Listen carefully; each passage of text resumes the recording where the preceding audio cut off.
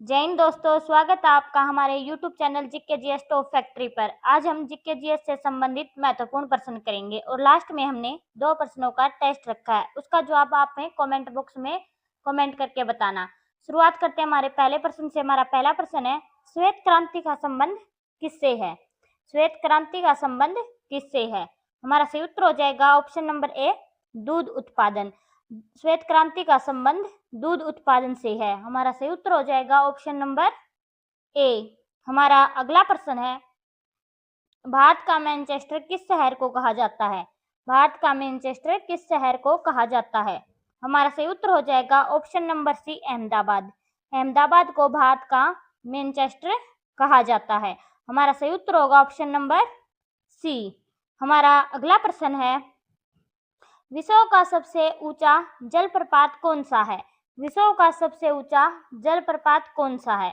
हमारा सही उत्तर हो जाएगा option number C, Angel Falls. जो एंजल फॉल्स है वह विश्व का सबसे ऊंचा जलप्रपात है। हमारा सही उत्तर होगा ऑप्शन नंबर सी। हमारा अगला प्रश्न है, ब्लू व्हेल किस प्रकार का जीव है?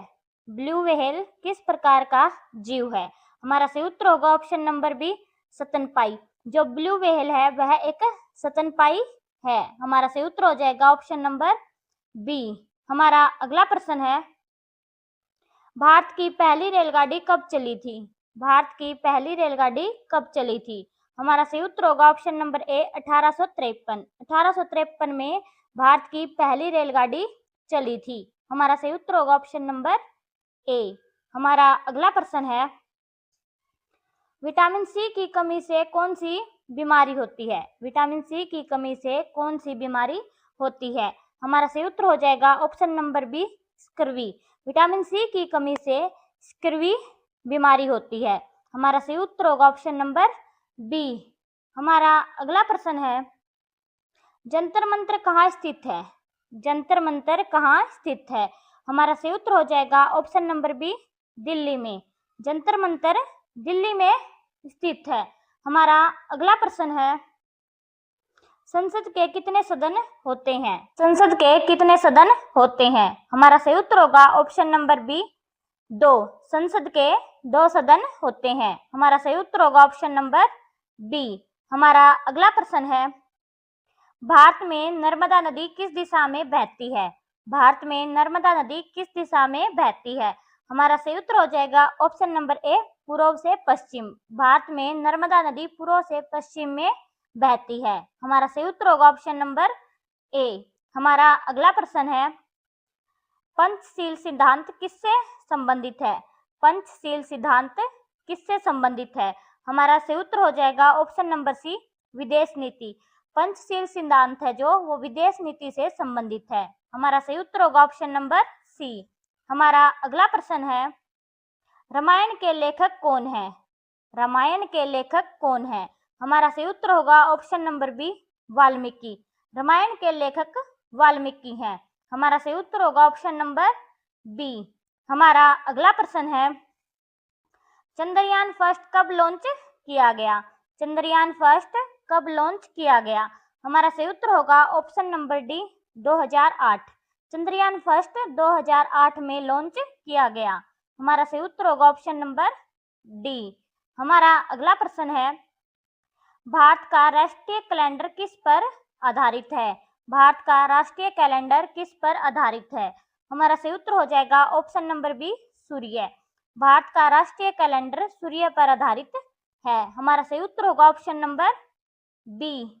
हमारा अगला प्रश्न है, भारतीय संविधान में कितनी अनुसूचियां हैं? भारतीय संविधान में कितनी अनुसूचियां हैं? हमारा सही उत्तर होगा ऑप्शन नंबर डी, 12। भारतीय संविधान में कुल 12 अनुसूचियां हैं। हमारा सही उत्तर होगा ऑप्शन नंबर डी। हमारा अगला प्रश्न है, सूर्य ग्रहण कब होता है? सूर्य ग्रहण कब होता है? हमारा सही उत्तर होगा ऑप्शन नंबर बी, जब चंद्रमा सूर्य और पृथ्वी के बीच आता है। सूर्य ग्रहण कब होता है? जब चंद्रमा सूर्य और पृथ्वी के बीच आता है तब सूर्य ग्रहण होता है। हमारा सही उत्तर होगा ऑप्शन नंबर बी। हमारा अगला प्रश्न है, भाखड़ा नांगल बांध किस नदी पर है? भाखड़ा नांगल बांध किस नदी पर है? हमारा सही उत्तर होगा option number B, Sutlej. Bhakra Nangal बांध सतलुज नदी पर बना हुआ है। हमारा सही उत्तर होगा ऑप्शन नंबर बी। हमारा अगला प्रश्न है, गुरु गोविंद सिंह किस धर्म से संबंधित हैं? गुरु गोविंद सिंह किस धर्म से संबंधित हैं?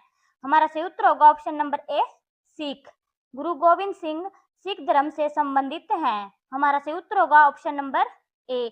अगर आप हमारे चैनल पर पहली बार आए तो हमारे चैनल को लाइक, शेयर और सब्सक्राइब जरूर करें। हमारा अगला प्रश्न है, भारत रत्न किस क्षेत्र में दिया जाता है? भारत रत्न किस क्षेत्र में दिया जाता है? हमारा सही उत्तर होगा ऑप्शन नंबर सी, किसी भी क्षेत्र में उत्कृष्ट योगदान। भारत रत्न किसी भी क्षेत्र में उत्कृष्ट योगदान देने वाले को दिया जाता है। हमारा सही उत्तर होगा ऑप्शन नंबर बी। हमारा अगला प्रश्न है, वायु प्रदूषण का मुख्य कारण क्या है? वायु प्रदूषण का मुख्य कारण क्या है?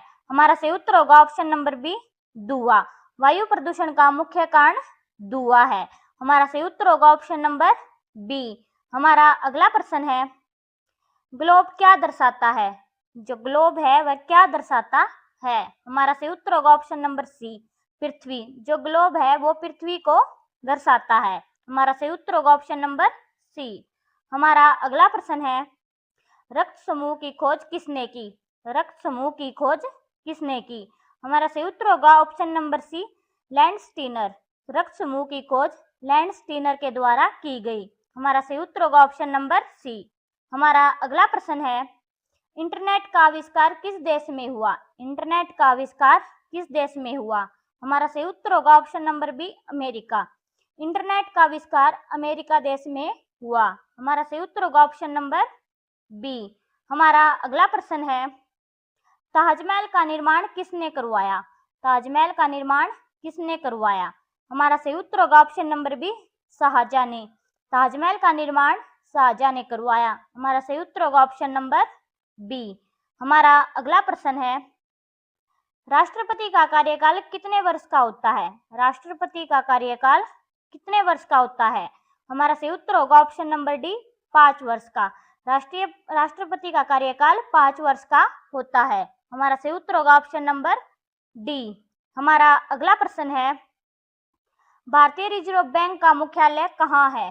भारतीय रिजर्व बैंक का मुख्यालय कहाँ है? हमारा सही उत्तर होगा ऑप्शन नंबर बी, मुंबई में। भारतीय रिजर्व बैंक का मुख्यालय मुंबई में स्थित है। हमारा सही उत्तर होगा ऑप्शन नंबर बी।